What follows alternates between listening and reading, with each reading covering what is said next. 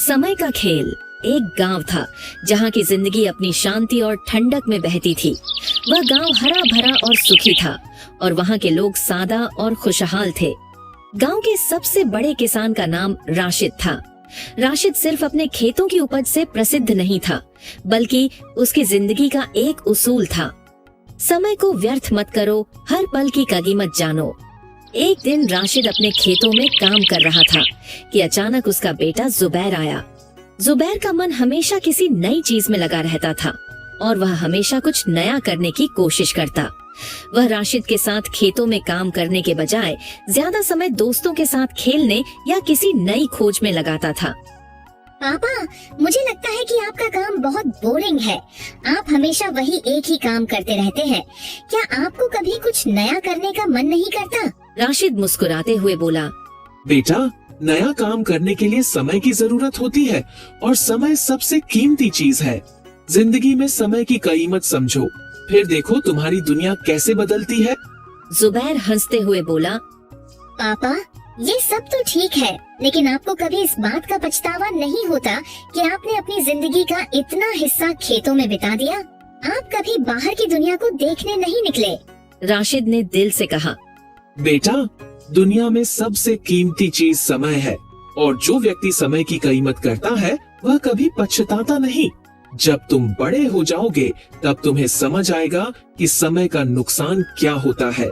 जुबैर ने यह बातें सुनकर कुछ देर सोचा, लेकिन वह अब भी राशिद की बातों को पूरी तरह से समझ नहीं पा रहा था। उसने मन में तय किया कि वह कुछ अलग करेगा।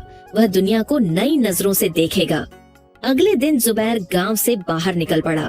वह शहर की ओर रवाना हुआ ताकि वहां की आधुनिक दुनिया देख सके। शहर पहुंचकर वह हर चीज में खो गया।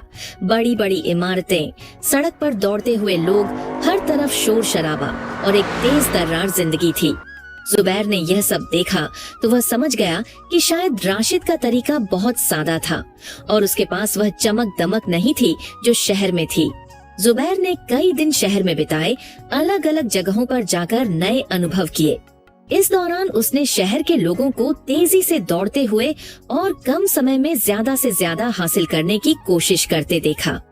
वह हैरान था कि यहाँ हर व्यक्ति हमेशा समय की कमी का रोना रोता था और हर कोई अपने समय को ज्यादा से ज्यादा मूल्यवान बनाने की कोशिश करता था। एक दिन शहर में एक प्रसिद्ध व्यापारी से मुलाकात हुई। उस व्यापारी ने जुबैर से कहा, मैंने हमेशा समय की कीमत समझी है, इसलिए मैंने अपने व्यापार को बढ़ाया और दुनिया भर में नाम कमाया।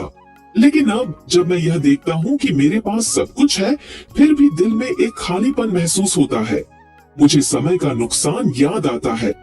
जुबैर समझने की कोशिश कर रहा था कि वह जो तेज तर्रार जिंदगी देख रहा है वह असल में कितनी बेकार थी। उसने फैसला किया कि वह वापस अपने गांव जाएगा और अपने पिता राशिद की सादगी और मेहनत का सम्मान करेगा। जब जुबैर गांव वापस आया तो राशिद ने खुशी से उसका स्वागत किया। राशिद ने कहा, तुम वापस आ गए बेटा, शहर से क्या सीखा? जुबैर ने राशिद की आंखों में देखकर कहा, पापा, मैंने सीखा कि समय का खेल कितना अहम है। आपने जिस तरह सादा जीवन जीकर मेहनत से सफलता पाई, वही असली सफलता है। जो लोग समय का नुकसान करते हैं वे अपनी जिंदगी के सबसे अहम पल खो देते हैं। राशिद मुस्कुराकर बोला, बेटा, दुनिया की चमक दमक में मेहनत और सादगी की असली कीमत छुपी होती है।